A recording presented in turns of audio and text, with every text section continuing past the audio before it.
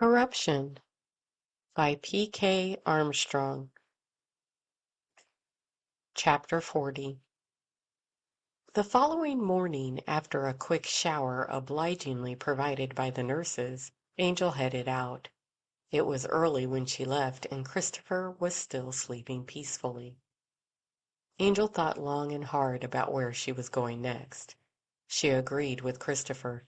Not for 1 minute did she believe that David Sorensen murdered Simon Rain.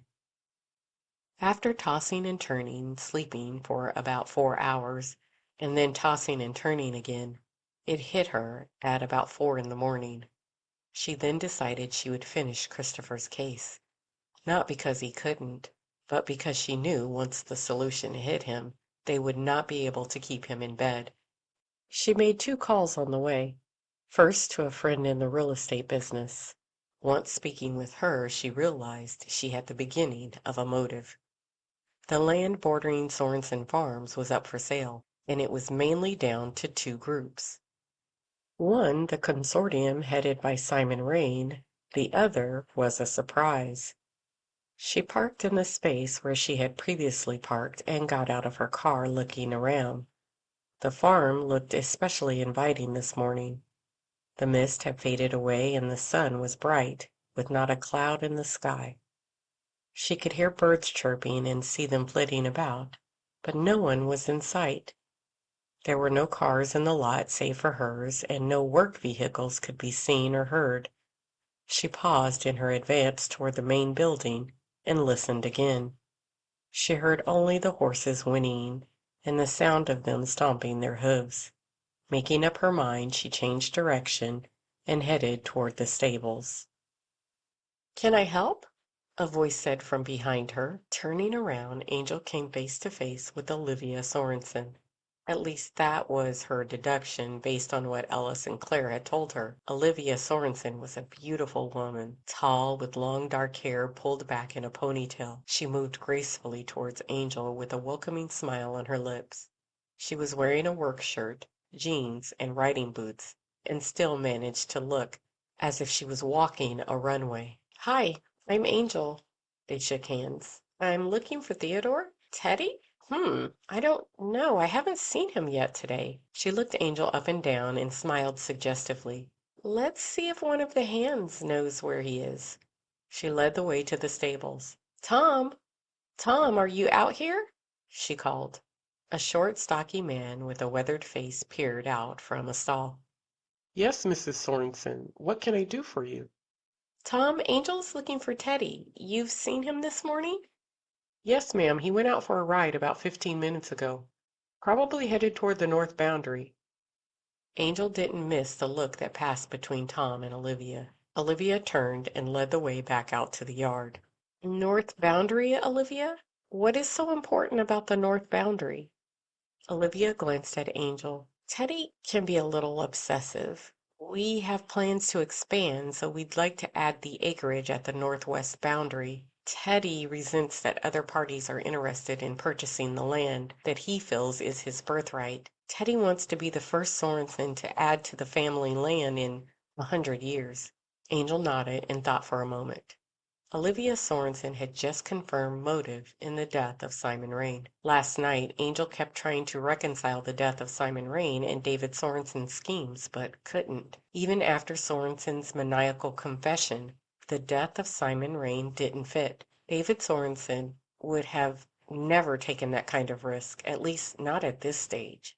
Then David Sorensen admitted he had not killed him. But Angel could not shake that look that flashed in Sorensen's face when Roland mentioned the ketamine. That's when she asked herself who else had access to ketamine. When she rode out with Teddy a few days ago, he seemed tense when he spoke of the land purchase, but his voice was dismissive, as if it wasn't a big deal. But now that she thought about it, she wondered if he was just trying to convince her that it wasn't a big deal. As a matter of fact, she firmly believed that the Sorensen Farm expansion project was the only thing that mattered to Teddy Sorensen.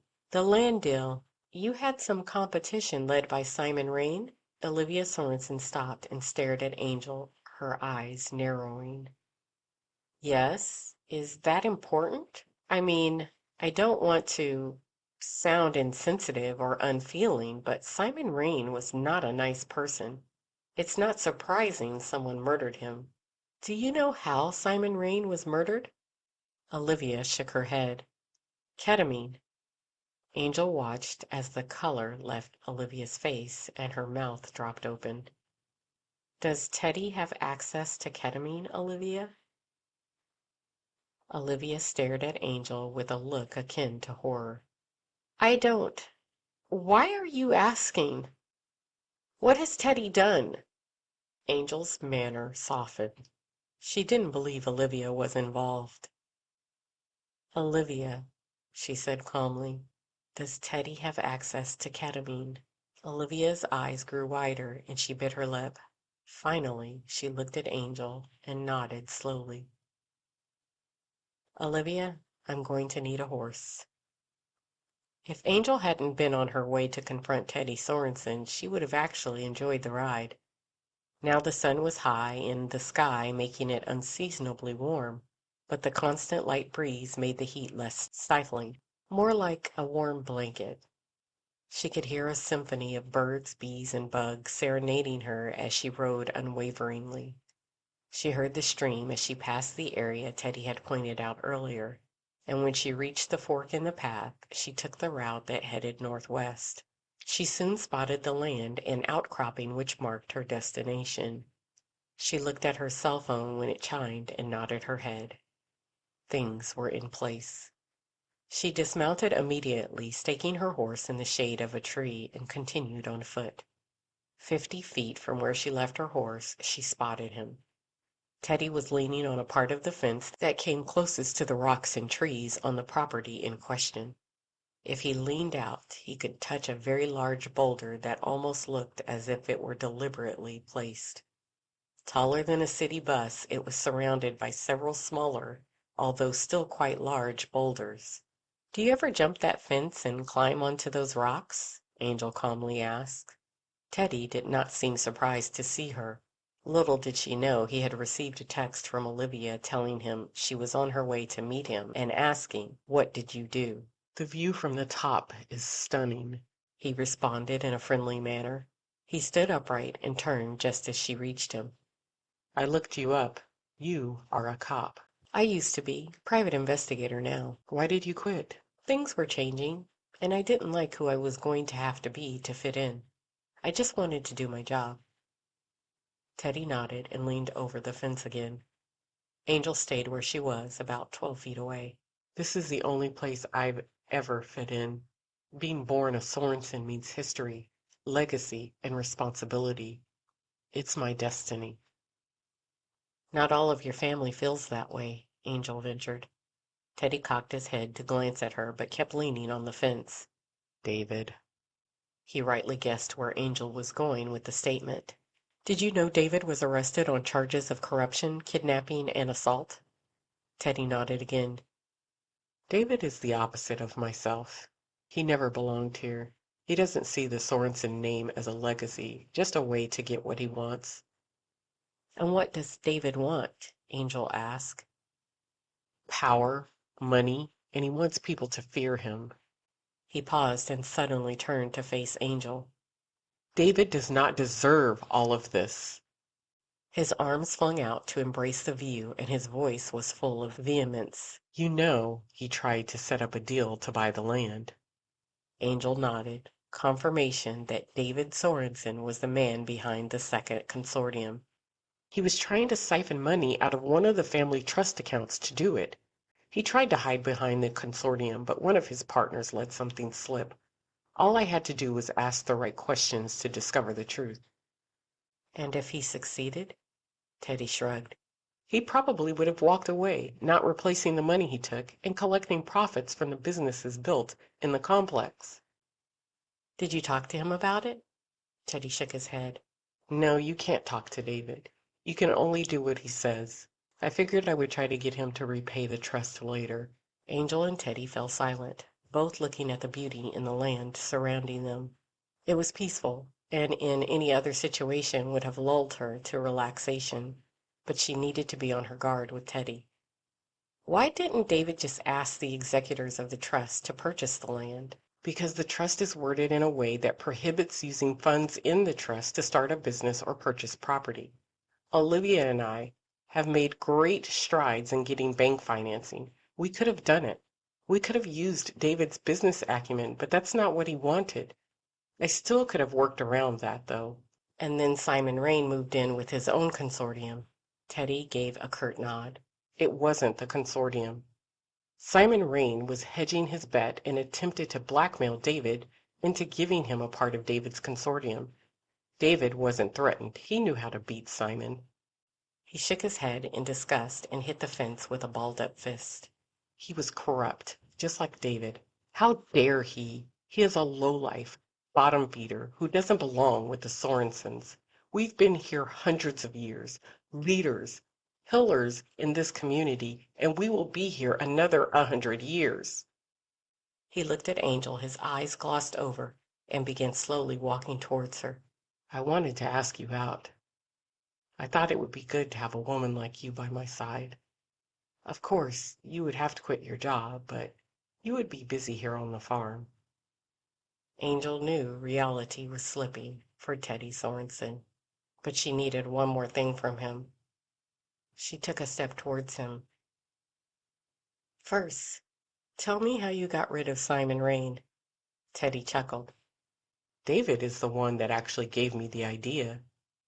There was a particularly troublesome bee's nest on his patio. He wanted to gas them with ketamine to tear down the nest and move them elsewhere. So he got some from the farm. I remembered telling him it was quite efficient for pests, and then I thought it would be quite efficient for any pests. It wasn't hard to gain access to an unattended coffee cup. His eyes focused on Angel, and he began moving towards her. Of course, now that I've told you, I can't just let you leave. You see, I still have a legacy to continue. Teddy reached down and slid a large mallet out of the leg pocket of his utility pants. He began moving toward her swiftly. Angel pulled her collapsible baton out of the back of her waistband and prepared for his attack. Teddy got within 6 feet, raised the mallet, and swung at her head. Angel ducked and swung, aiming at his knee.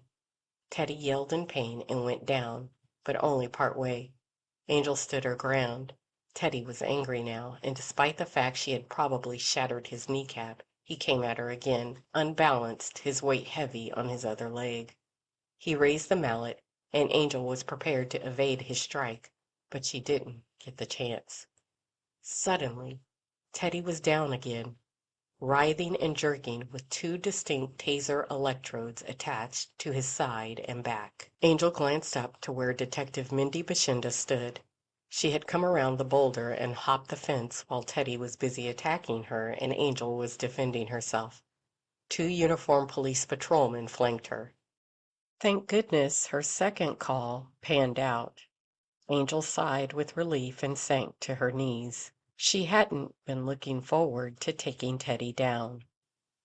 Nice timing, giving Bash a half smile because she was still trembling.